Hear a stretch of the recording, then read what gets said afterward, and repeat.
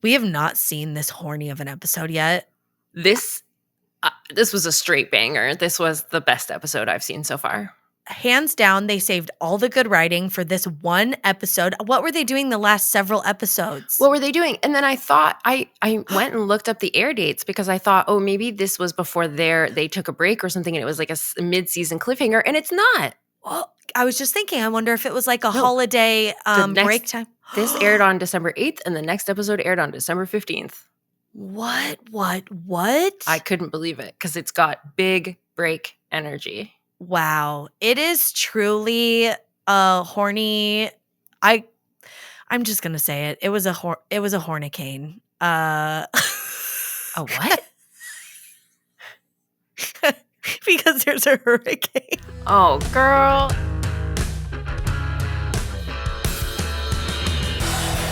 I'm Nicole Mackey. I'm ZJ Hadley. You're listening to a recap podcast drowning in nostalgia. Welcome to Baywatchers. It was only a tropical storm. But they called it a hurricane. No, I don't think they did. They specifically on the newscast said tropical storm and stuff like that. Oh, okay. Because some of our characters weather this tropical storm still in a house with a tarp for a roof. Yeah, that's true. And children, we should say. Yeah. Children weather this storm in a house with a tarp for a roof. We could at least say that Hobie starts as a child, but he ends this episode as a man. No, let's not say that. No? You don't think a quick peck on the lips is I love Hobie. I hate a Hobie romance. I don't care. We got full adult romance in this episode. We don't need Hobie to also be having his first kiss or second kiss. No, there was way too much going on in this episode. Yeah. There were 4. I know. Well, okay, I guess they weren't all fully realized, but several of them were fully realized. There's 4 storylines, I would say. Yeah. But 4 things we're following. That's true, but one of them doesn't amount to too much. Hobie becoming a man. Oh, I hate it. Honestly, like, it's a boner killer is what I want to say, because it's like we're getting the hot, steamy thing we've been waiting for, and it is hot and it is steamy. Their sexual chemistry is like so good. Yes. And then it's like cut to like Hobie's like, let's make a snack. I don't know. I don't care. Why? I just hated it so much. I hated it. I feel like I could have cared about Hobie's storyline if it wasn't competing for way more interesting storylines. Yes. We truly did not need that storyline in this episode. No, and because I love Hobie. I love Hobie too. He's cute and I'm going to miss him. But I think the reason we all came to see this episode is to see the old boss guy audition for the radio. Wait, that had one of my the overarching theme for this episode for me was the reads that everyone was giving each other. Like, everyone was like fully reading each other, and this is one of my favorite moments. Well, I didn't know any of the other guards were coming down to try out for this. Yeah, I noticed you didn't exactly spread the word when the station called headquarters asking for people. You scared of a little competition? Trevor, I'm going to tell you something, and it's only because you're a neophyte, the lowest rookie on my beach. Oh! I'm here because the fact is I happen to be the most qualified person for the job. Oh, that's a good one. I mean, you really look like you're part of today's surfing scene, Captain. Mm-hmm. I mean, I could barely pick you out from the rest of this pack. Yeah. They're there, and everyone else auditioning is cool as hell. Young, too. Everyone in that room is in their early 20s, and they are edgy. And honestly, they don't look like lifeguards except for Trevor. Well, they're not lifeguards. They're surfers. But they also they don't look like surfers either, because their hair was so good. And I was just like, I don't believe anybody hanging out at the ocean all day has like good hair. Blow drying their hair like that. A man? Yeah. No. Yeah, it was. I also didn't think, I don't know, they still didn't look like surfers to me. They looked like punk like rock scene punk people. rockers. Yeah. I was like, they're not going in the sun. They're like borderline goth. And yes, it felt very weird. And so I think they just tried to juxtapose old boss guy whose name I guess we're just not going to learn ever. Captain Thorpe. I wrote it down. Yeah, I would have had to look it up. You got a first name on that? I did write it down in my notes somewhere, but I don't know that I'll find it very quick. Oh, No, I just wrote Captain Thorpe. I wrote old boss guy. Yeah, I did enjoy it was like cocky versus cockier with that storyline. It's like they're both just swinging their dicks. Trevor's young dick, Captain Thorpe's old dick, and they're just who's gonna win. Yeah. And then just to put a bow on this whole episode, I think the only thing we need to really talk about is that Captain Thorpe gets the gig and then blows it. I know. Wait, I have one more read from this storyline I do want to play for you here. I had no idea you were Hip, cool. Full of it. Don't listen to him, man. Earlier you told me he was a lifeguard. Just a whole read on everyone on this show. Very good. Yeah. Yeah. No, Thorpe does get the job. After we find out that there's like a little bonding moment between Trevor and Captain Thorpe because Captain Thorpe is a surfer as of the 20 years prior to where this is taking place. And he's been to Australia, Trevor's homeland, and he like knows people that Trevor idolized. And it was like, okay, it's like these two, everybody put your dicks away. Yeah. Let's shake hands. We've declared a winner. We've declared a winner. The old dick's the winner, and he gets the job, and then he totally blows the job, which was also delightful. He has no – I don't like his attitude generally on this show, period. I don't care for him. Yeah. I really don't care for him. Oh, but that was the worst. Well, no, I feel like that storyline and the Hobie and Alex storyline are definitely the two duds in this episode. Can we talk about I've been meaning to bring this up forever and I don't think I have, but Hobie and Mitch have a boat couch. What? Have you not? Okay, so I thought for sure you'd notice. I've seen it in every episode. I keep forgetting to bring it up, but in this one it was proudly on display. Their couch is a wooden rowboat with like the side cut out and like couch cushions put in. Like a car bed. Yes, exactly. But it's a boat couch. Yeah. Wow, I did not even notice that. I truly, though, anytime it was the Hobie storyline, I was doing something else. I was like taking notes or whatever. But I also thought that storyline was going to go somewhere entirely different with like, penetrative sex? They're 12, for God's sake. No, I didn't think it was going to go there. I didn't even think we would get to Hobie because we opened on like just a construction crew in the house. Yeah. And then the next scene in the house, the guy has fallen through the tarp, the hole in the roof. Yeah. And I was like, oh, this is going to be like maybe a lawsuit thing. Maybe Craig's going to get involved. As we've talked about before, I just was very misled by the details of this episode, and that's not where they were going. And it's like, is this a misdirect so that I don't pay attention? Yeah. But I mean, this episode starts off with some very intense stuff. And so I was just surprised. I was like, why are we talking to Hobie at all? We got stuff to talk about. We got stuff going on. There are active crises occurring, and I don't care about Hobie getting his dick wet. He didn't. I don't even think he got his tongue wet. It was just like a light grandpa It was kiss. a first kiss style first kiss. Yeah, but it wasn't his first kiss because he kissed Jenny. Oh yeah, he kissed Jenny. Why was he acting like it was his first kiss? And who is this chick? We've never even seen this woman before. Girl. No, I know. This child is... This is a third or even a fourth love interest for Hobie in 10 episodes? It's what everybody needs to calm down. Yeah. Please, everyone, turn off your Hobie countdown clocks and give this kid a break. Okay, wait. Do you know who the girl is famous? You don't know who she is, but I recognized her. She was a child actor and she's a musician. Her name's Jenny Lewis, and I'm like not a super fan or anything. I I'm not super familiar with her, but she was in like a successful band and stuff, and she's had a career. But yeah, maybe this was her start, her big break, as many people have gotten on Baywatch. Do you think we're ever going to see her again? No. I don't know. And what happened to Jenny? Are we just done? Is Jenny just gone now? Yeah, because remember how annoyed he was at Jenny? Like he was like, I can't stand this bitch. And then she really got a different boyfriend. Yeah, though. she got that hot loser, but he just seemed really annoying too. Yeah, some mall rat. He's like, let's go to the mall. Yeah. It's fine. Fucking the only Hobie storylines I want are friendships and school issues, and as a catalyst for his hot mom and dad to have a fight and then make up sex. That's all I am here for Hobie. Like, I want to put this kid in danger.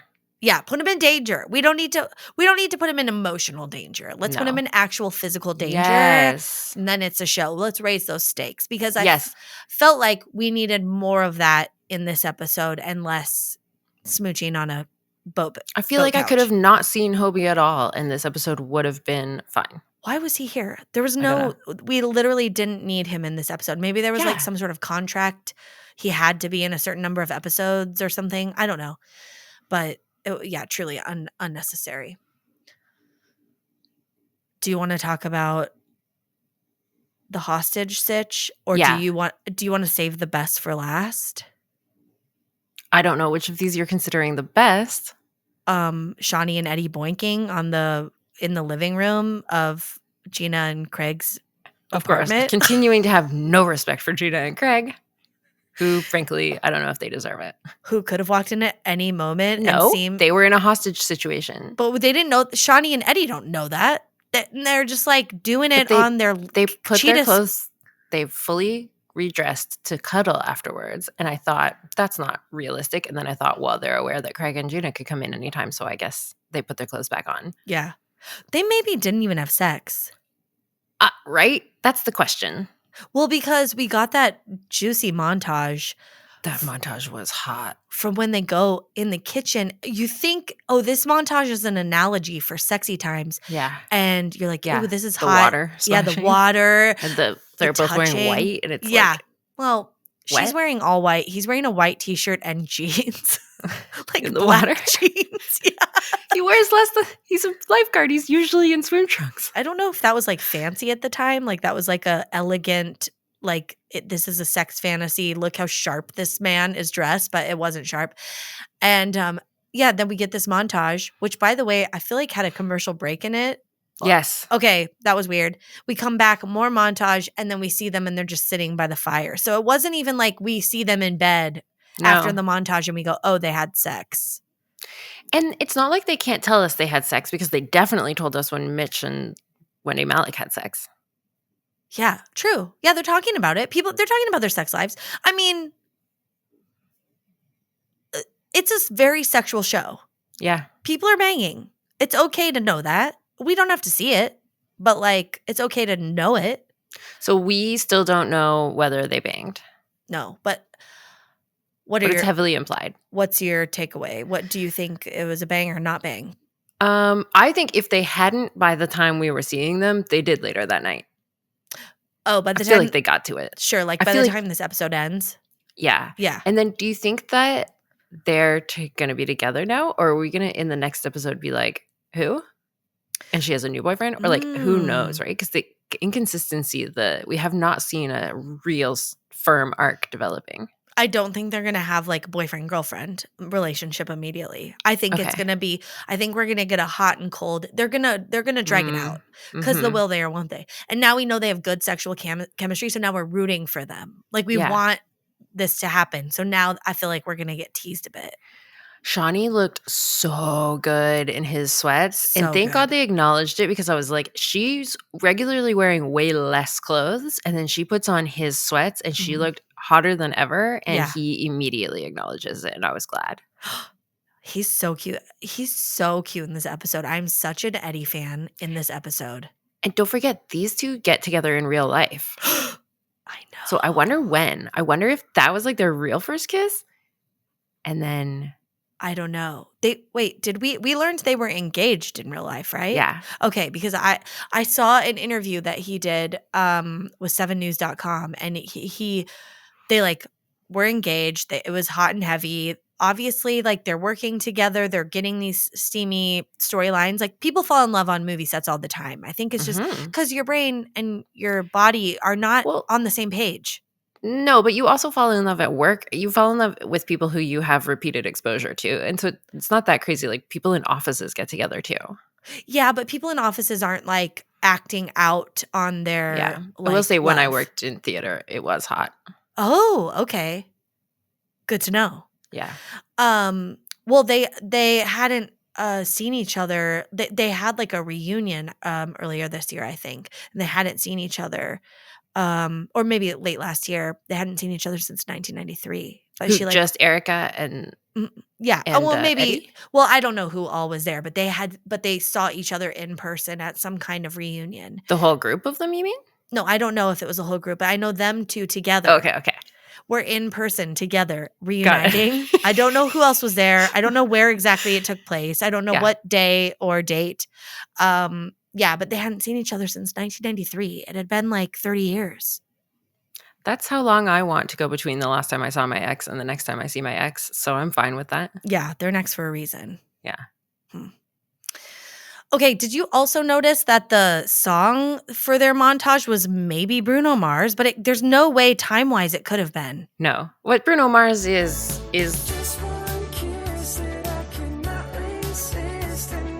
that sounded like it. If I told you this was Bruno Mars, you'd be like, oh, okay. Yeah, but Bruno Mars is like inspired by that era of music, right? No, not that era. He's inspired by before that, like the 70s. Right? I just don't think it was Bruno Mars. No, it wasn't Bruno Mars. But if I told you it was and I played that, you'd go, oh, yeah, that sounds like Bruno Mars. But it sounds like his earlier stuff. Yeah. Yeah. Interesting. I just thought that was fun. There was a great quote that I wanted to highlight from I honestly, I don't know if it's the same writers every time, and I refuse to look it up at this point, but whoever wrote this episode, they did a great job. The script here was really solid. Mm-hmm. And I liked the line where Shauni says about Craig and Gina, like, married people can be really weird. And Eddie goes, you're not married and you're weird. And it's all like flirty. And I was like, yeah. This is what I'm saying. So many reads were happening on this episode. It was like everybody was so quippy and just like kind of stinging and teasing each other, friendship wise, lovers wise. Even Gina and Craig are kind of like very flirtatious with each other. Yeah. Leading into the fight and then in that shower scene, which the fight. I know. I can't with Craig because half the time I'm like, okay, Craig, this 90s hunk who No. What? He was not hot in this episode. No, that's what I'm saying. But it's like half the time I'm like, okay, like he has like communication skills and it's like super hot and he's like way progressive for the time and like what an interesting good man. And then the other time I'm like, okay, caveman. Like what era are you living in and why are you such an asshole? I also just like the whole fight starts with they're supposed to go and visit his parents. Yeah. I guess the storm's not affecting their travel plans at all. That's not relevant. Those things are just happening concurrently. They do not discuss the travel plans being affected by the storm at all. And she doesn't want to go. And he's like, hey, we went and saw your parents last spring, so we have to see my mom or she'll be mad, which is already not sexy. Like, tell your mom to fuck off. Oh. But okay, sure. I think it sounds fair. Well, yeah, it seems fair to visit one or the other, but it doesn't seem fair to if the mom's a bitch, then that's an exception. Yeah. But he might like his mom. Yeah, and I guess also his mom's way closer. Her parents are in New York, and they're only going to San Francisco to see his mom. Yeah. So, but anyway, for that, she says, "Ugh, you never do anything spontaneous." Yeah. And I would already like to dissect that. That's not true. That's not true. He's brought home multiple teams. He quit his job to be a lifeguard. He wears a business shirt and shorts. Like, I was already like, what do you mean? First episode, he's driving to the law office and he goes, actually, I think I'll lifeguard today. That's spontaneity. Too spontaneous. It wasn't the same Gina, which is maybe why she's forgetting. Yeah, she doesn't know. Yeah, she had no clue that was happening. Yeah, that's so interesting. Also, I felt like that was a bit unfair. But then, obviously, two wrongs don't make a right. He flies off the handle for no good reason. For no reason. They're not even raising voices, and and they call it a fight. And also, it was so annoyed when he says, like, I wrote it down. He says, hey, want to see spontaneous? Watch this. And he storms out, but like not well. He just kind of leaves. And then he goes to the most predictable place in the entire world where we all know he was going to go, where she immediately finds him. He's like, you want to see spontaneity? Watch this. I'm going to go to the same place I go literally all the time. The only other place that you can find me. The only other set piece I've ever been on. Yeah. Oh my God. It was, yeah. Craig, I'm hot and cold on him. I'm Yeah. hot and cold on him. Truly, episode to episode, scene to scene. It must depend who's writing him. Yeah. Interesting. So we actually have a crush on one of the writers. Oh, wow. That's astute. Yeah. We like you. whoever really, it's probably a woman. Yeah. No, they weren't in the writing rooms at this point. Sorry, I even said that. How rude. Yeah, it's definitely someone who wants some nuance to Craig and doesn't want him to just be like a meathead, shitty lawyer, 80s, 90s trope of a businessman. Yeah. You know? There was a lot of tropes in this. I was upset. Okay, this is going back to Shauni and Eddie. When he's like, oh, you know, I'm hungry or whatever. She's like, oh my God. I'm like, do not immediately make him food. You guys can cook it together. In his house. In his house, where I don't think he understands where groceries are kept. He probably doesn't buy his own groceries. I'm sure Gina and Craig either feed him for free or they like charge him once a week for whatever they buy. And Gina feeds him every day, and Craig and him roast her about how bad her cooking is. Oh yeah, her chicken balls. Yeah. And that one time she got into like a full-on fight with a wok. Oh, yeah. The first episode, is that like the first episode we meet the new Gina too? Yes. And she's just, full on fighting for her life.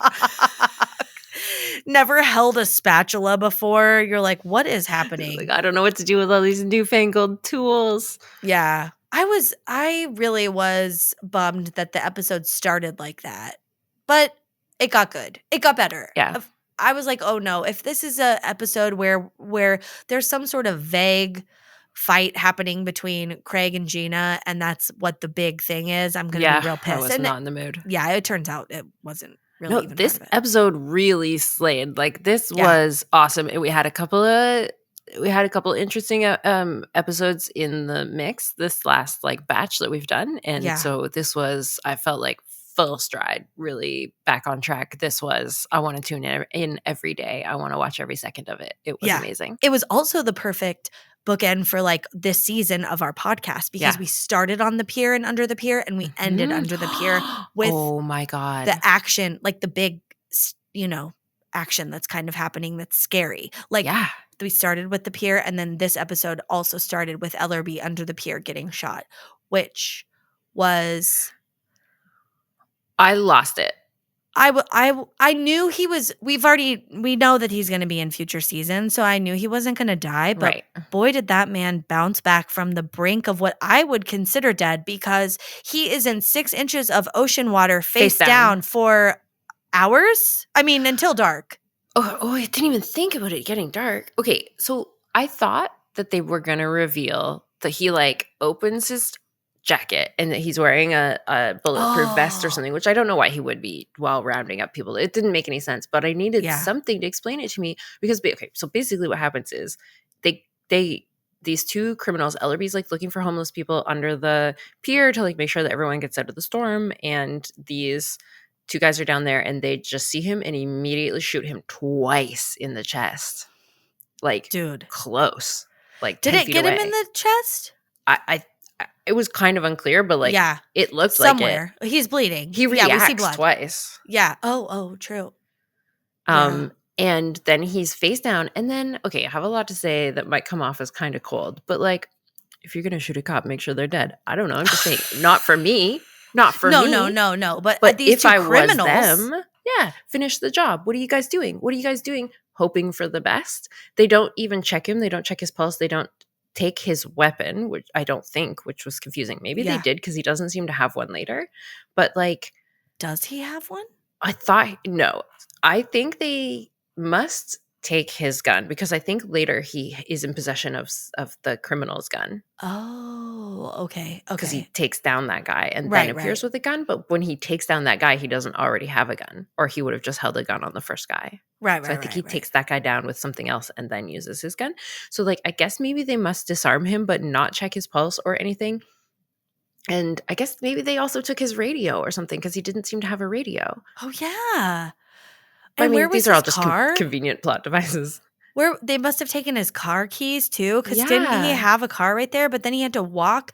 This man comes back from the brink of death, hoofs it all the way down the beach in a tropical storm. Yes. But this is the thing, is that I thought the water finally reaching his face was what woke him up. I mean, it is. Yeah. No, I think Okay. it is. But So he also wasn't not previously laying immediately. face down in the water. No, but not immediately, because it's a lot of water, first of all. And it Yeah. kind of shows him and you hear a groan, and then we don't see him for a while, and then we see him again kind of stir. And it's night. like, how long has that been? Oof. Well, maybe it's partially dark because it's storming so hard. But yeah, it's just not a great situation for our boy. No, but And he's wearing pants. Oh, So so it's not a good situation for us. Not for Well, anybody. It was a very horny episode, so maybe they were just like, "This They is were going to like, put it over the "Too top. much." We're going to have to. We won't be able to air this on Yes. national television." Yeah, you can only make things so spicy. Yeah, and that's why they had Shauni in a sweatsuit, but they didn't know it was going to be as sexy as it was. They were like, "Put her in a sweatsuit.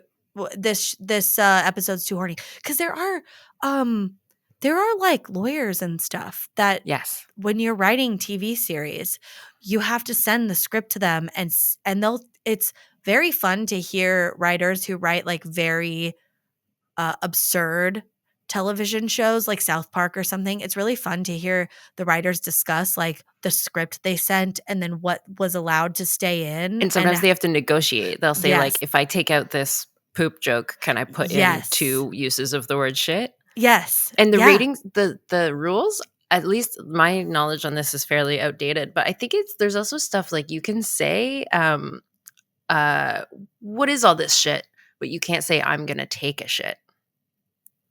So the context that you're using the word in is also impacts it. And it's true that sometimes those types of words are more like it's more, it just feels less offensive to use them in a different context. Even just like, I think the word dump is so funny, Yes. but I would never say, I'm going to go take a dump. No, see? It's like, I would be mortified. See? And these are the things they take into account when they do these ratings things.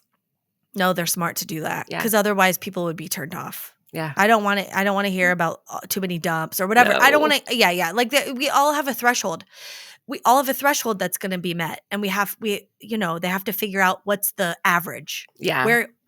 Yeah. And in like adult films and stuff, they like, if it's barely legal type stuff, like they have to work it into the script that someone says like, ever since my 18th birthday yesterday, like they have to be really explicit about it. Oh my God. Like that's all. Yeah. Well, just so people aren't turned off, or so people feel okay about their like fetishes. Oh, it's nothing to do with how people feel about it. It's just the law, because you can't even imply that it might be illegal. Oh, okay. Do you think they also, when they're getting like a storyboard for a pornographic feature? Once again, I don't know how we ended up on this road once again, but once again, I think you are overlooking, or you're giving porn way too much credit for its production quality and someone's facilities. No, someone's writing these. They get paid to do it. They're storyboarding. It's like they have to know. No. Yes, they're not just going in there and having sex like two normal regular people would. They know what they're there to do a job. And it's like they're being told what to do. They know what to do. They know what angles to get into. They know they have to go. But I thought they were getting live direction in the moment. Like, hey, ass up. Face down. You don't think they have any idea going into it that it's going to have some vague, like, shot to shot?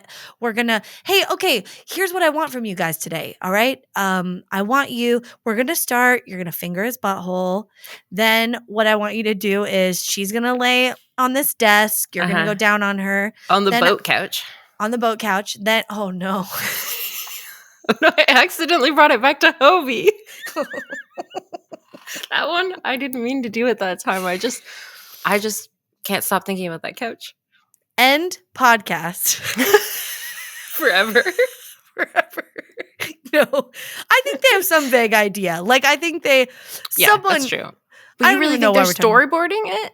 You Yes, think because someone sketches this is what I was it? going to say. This is what I was going to say. They're like, because I think we all have a threshold. Okay, I'm going to bring it home. We all have a threshold. We can't see too much of one thing, and we can't like we can't like fixate on it. That's not the right word, but we can't be looking at any one thing. It's got to move. It's got to keep going. We got to feel the emotional stakes change. Like, there's a story to it. I don't know. I think they just hire camera people who go with their guts. Oh, you think porn is all improvised? Not all. I do think that there's some like, okay, I don't know where I'm pulling this knowledge from, but I think that they do like some vague ideas. Like, today we got to get the anal gangbang shot. Yeah. So this is what we're doing, because you got to prep for that. You don't just show up and ad-lib Right, anal there's gangbang. Everybody can't do it all at once. There's got to be a rotation. There's got to be, people need to know which choreography moment they There's step no in. choreography in porn. Yeah, I think there is. We No. got to talk to someone. No, I because- meant that the actress receiving, I shouldn't even gender it. The performer You could say receiving the actor. anal. Yeah. They need to prep their anus. Yeah. So they need warning. I'm just saying you need like 24 hours to figure that out. Oh, yeah. You got to clear it out, especially if there's going to be multiple people back there. But I'm saying, like, people need Gotta to be know a good host. You need to know if you're anal gangbang actor number 4 is what I'm saying. If there's like, there has to be some sort of structure. So you know your cue to come in and do I your feel thing. like it also probably varies dramatically from production to production, right? Sure. Oh, sure. Like, maybe this is where this is maybe the weeds that we're getting stuck in is Yeah. like, I'm thinking like cream of the crop, top tier porn production. Well, it makes sense to me that we got on the topic of porn because this was such a horny episode. So Of course. it's like, of course we're going to get there. Oh my God, how much Baywatch porn do you think there is? Bonus. Emphasis on bone. Oh my God. What a treat. This truly is almost porn just because everyone's so almost naked. And when we get the montages, it's like very 90s porn. People were more clothed in this episode out of any episodes, interestingly. And this was the horniest one, but everyone was wearing all of their clothes. That's true. Have you ever seen Craig in a like plaid shirt? No. I've never seen, have we seen Craig in a shirt period? Yeah, we've seen him in his like lawyer clothes. outfit. Yeah. I really love Craig and Hoff together. I feel like all their scenes are really fun and dumb, kind of buddy comedy vibes. There's just so much happening in every episode. There's so many dynamics. There's so many things happening and it's all so fun until it's not, I guess, and we're back on Hobie. But yeah. I wish we could see that same fun dynamic playing out with the women who never get to develop that much camaraderie. I think it's really unfortunate because I'd also love to see Shauni and Jill having a fun buddy cop moment. Yeah. I wonder if they obviously it just wasn't how people were writing. And if all the men who are writing, they're not going to write two women being friends. I don't know anything about female friendships. So that's why you need diversity in writing rooms so that people have different points of view. It's a novel idea, but I'm not sure we're going to try it. Oh my God. Okay, but let's talk about the friggin' hostage situation. The hostage situation. I can't believe we got to finish this. We got to take this home.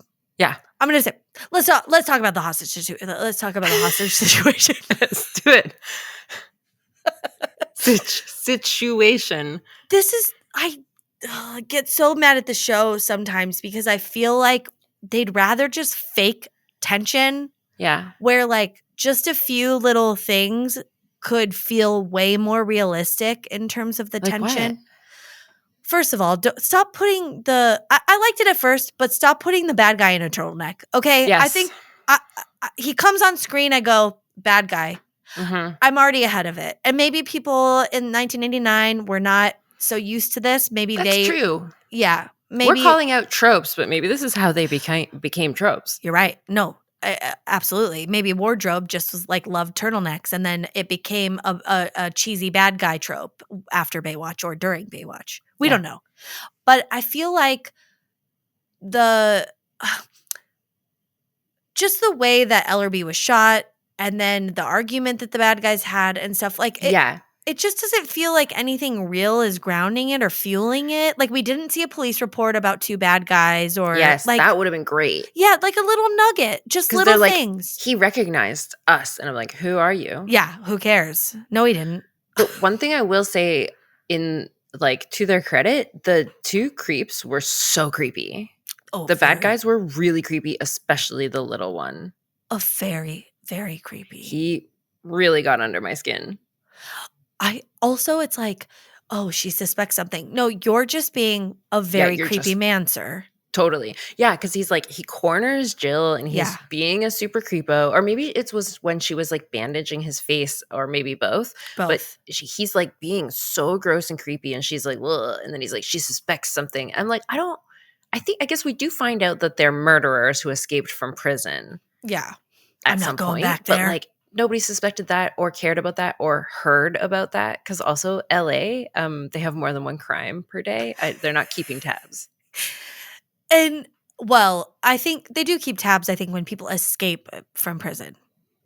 Enough to recognize them? Oh, not enough to recognize maybe, but when there's a prison break, like, it's on the news. Like, there's a Yeah. helicopter, there's like stuff. It's a big deal, but Okay, yeah. yeah, I agree. It's like we didn't have any clue. We had no heads up. And Yeah, what if it had been on all the news channels or something? But we saw the TV repeatedly. Yeah. They showed us the TV, and I don't think it was talking about these guys. It was talking about the weather. only the weather.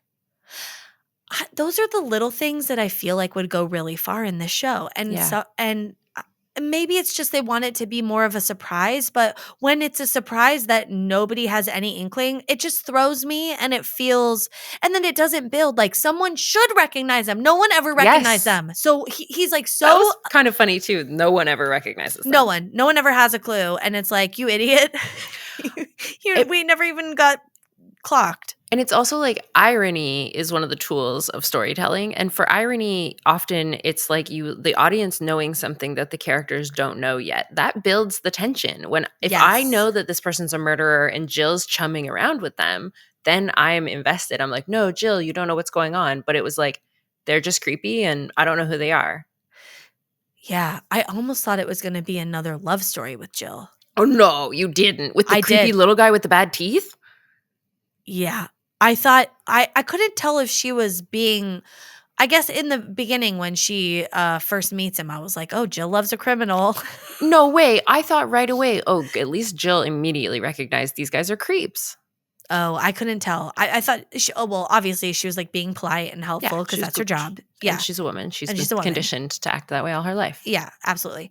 But also I was like, oh, this is also maybe going to be another love interest because she has a bad track record. But it was fine. She wasn't. Yeah. He was into her, which was gross. And there was like hardcore weird like rape vibes during the hostage situation. There was a lot of implied rape threats, Yeah. and it was not acceptable. No. And at one point, the criminal, I guess, like, we're skipping it all over, but who cares? Yeah. It's a mess. But like at one point, the criminal tries to take Gina, and Yeah. Craig ends up in a scuffle with them. That's pretty anticlimactic and not very bravado or sexy at all. I think he gets fully open hand slapped. I rewound it and watched it, and I was like, did Craig just get open hand slapped by the criminal in the turtleneck? Wow. Yes. And then they're chatting afterwards, and Gina's bandaging up Craig's face, and she's like, "You silly goose, you almost got yourself killed." And he goes, "They weren't going to take you down there for a nice chat, Gina." And he even says, "You know," he's like, "For a nice chat, you know." And I'm like, yeah, she does know. Actually, she does know. She knows what the danger men are to her. Do you know? Okay, but that's us with our 2024 glasses on. I feel like they didn't like we all acknowledge, yeah, we know, but I feel like that wasn't something that was acknowledged. Like she was still supposed to be innocent to that, even though sexual violence is always happening like on the You think show. in the show, Gina was supposed to not know that she was in danger of being sexually assaulted if she got dragged down there by the murderer? Or she's like supposed to pretend like, oh no. Like I thought it feel was like we're supposed to pretend. Everyone in society is supposed to pretend that is not going to happen. Oh, and not her. I feel like she was also pretending, and Craig had to be the one to point it out to her, which is obviously untrue. That's so insane. No, I know, but I think it's it so maintains patronizing. I know, but I think it maintains her like innocence on like her on-screen innocence or whatever. If she doesn't know, I don't know about all that stuff. I don't know. It's like I think it's that. And then he has to be the one to. That's why he's like the little hero in this episode, trying to interfere and take me instead and stuff. Yeah. And like she's like, it's fine, I'll go with them or whatever. And it's like, I will say, this script was so tight, and these murderers had the best lines. And when he volunteers, he says, "No, take me instead." And the guy looks around and he looks at like Jill and who else is there? Who's a woman? I forget. Gina. Oh, Jill and Gina. And he goes, "Buddy, you wouldn't even be my second choice." And I was like, "Yeah, of course." Oh my God, bro, they don't want you. They also had my favorite line of the episode. Like I know exactly which one it is. Yep, I think you do too. Excuse me. I just want to know what's going on here. Is this some sort of stick-up or something? Yeah, that's right. We couldn't decide whether to rob a bank or a lifeguard station. You sand for brains. Stay there and shut up. Sand for brains. Sand for brains. You're right. They're reading everybody, and they finally got Hoff. I loved it. I just thought we had so many reads, like top to bottom, fast. I felt like almost every character got a read in somewhere. Even Hoff got a read in the very beginning with Ellerby, sort of. But here's the thing. We talked a little bit last week about this, but like I feel like Baywatch Nights has totally changed the lens with which I view Mitch Buchanan. And now I'm like, oh, has he always been a dick? Or did the things that he used to say that I thought were playful and fun, where he was getting away with it because I didn't know the monster he will soon become? Monster is strong. The egotistical monster. Or was he always kind of snide? Because we got this when he was talking to Ellerby. How's the evacuation going? Well, we're taking some of the homeless and anybody else with no place to go down to the shelter. I got a real nice hot cup of coffee waiting for you here. Cute. Wonderful. So I'm going to check under the pier and I'll be in. Okay, Garner, listen, try and keep your feet dry. I wouldn't want you catching a cold. Yes, Mom. I mean, Garner laughs and it's cute, but like... They are cute. I don't understand why Garner is reporting to Mitch in that moment at all. That's because Mitch is the boss of the beach. Yeah, it's his turf. Cops, I guess. Okay. And maybe because they're gonna bring, or like, maybe they need to be, the lifeguards need to be aware that like there's people are patrolling the beach that aren't the lifeguards. Right. Their cars are gonna be out there and stuff like that. Yeah. It was a very fun, sassy, like snarky episode. Yeah. Which was good. Which is why I think they have been saving the jokes from the last few episodes to put them all in this one. I don't understand the strategy. No, I don't either. I maybe it was a sweeps week. That was a thing. Oh, I never knew what that meant. Oh, I only know supermarket sweeps, which is where you get to buy as much groceries as you can as fast as you can. Oh, yes. Yeah. Okay. Mm-hmm. Yeah, but that's different than sweeps week, where I think it has to do it's just with like the week that counts more for some ratings. reason. Yeah, maybe that's the week that they I'm not quite sure. I used to know, and it's not in my brain anymore. So, but we don't think it exists anymore now, because in the world of streaming, where there are no seasons, there's no anything. Yeah. Well, so Ellerby, who has now been shot twice in the chest, and then clawed his way. Oh, he does have a gun because he shoots the lock off the lifeguard tower to open it. Gets in there, calls the radio, gets a hold of Hoff. Hoff has a very persuasive, like convincing phone call where he manages to slip in like, yeah, they're here. Yeah. And then whatever, gets rid of the phone. Then Ellerby, still shot, uses the first aid kit from the tower to patch himself up, I guess. Does he remove both bullets? I don't know. Do we need any more proof that Ellerby is the absolute goat? And then he gets to the station in the rain, in the tropical storm, while being shot twice. I will say, I really okay, I don't want to speak out of turn here because I've never had a gun held on me, and I hope never to. Yeah, But yeah. I was surprised that the 8 of them couldn't take out these guys, especially when the guys split up at points. One of them's very little. There's a scene where Mitch is standing next to the little criminal, and I know that he has a small pistol, but Mitch is standing side by side where Mitch's elbow is almost at the guy's head. And I was like, bro, just elbow him in the head. We're done here. Yeah. No, I know. I was wondering that too because I thought that exact same thing. There's 2 of them. One of them wasn't even in the room at one point, and then there's 7 people in there, and so many people, half of which are, or more than half of which are men. And it's you can't even throw something. Pick up an office chair and throw it at that little man with the turtleneck. Yeah. And so instead of doing anything to save themselves, they all wait for Ellerby in the storm, bleeding to death, to find them and save the day. Which he does, because he is the true star of this show. He is. He truly is, especially this episode. Yes. He creeps into the basement garage area of Baywatch headquarters. Somehow, I guess he just waits. No, he sees Mitch through the window. Anyway, he's down there in the basement. One of the criminals goes down there because the generator has run out and takes Jill. A scuffle happens off camera when the second criminal goes down there to see what's up. Ellerby shoots him. And Jill's playing dead. Oh, yeah, Jill's playing dead. She's a good job. Yeah. Yeah, Mitch runs to her. Ellerby shoots the guy. Ellerby's standing in the doorway with the light behind him, looking badass. And I guess that's why he's wearing pants in this episode, because that would have been slightly undercut if you could have seen his thighs. Yeah, it wouldn't have been as powerful. It's hard to look super tough in shorts. Yeah. And he saves the day, and everybody's fine. Wow. And then we don't even end with that. That's another thing where it's we don't ever get a nice little wrapped up, and they went to jail and the next morning or something. We never get a quick little debrief, because we ended with Eddie and Shauni. Well, Shawnee's asleep post-coitus or whatever. Eddie is listening to the radio and he hears Captain Thorpe's voice. Old boss guy. Yeah, and there's a joke there about don't go out surfing. What are you, an idiot? This weather's insane. And they're cool, let this guy in, and then that's it.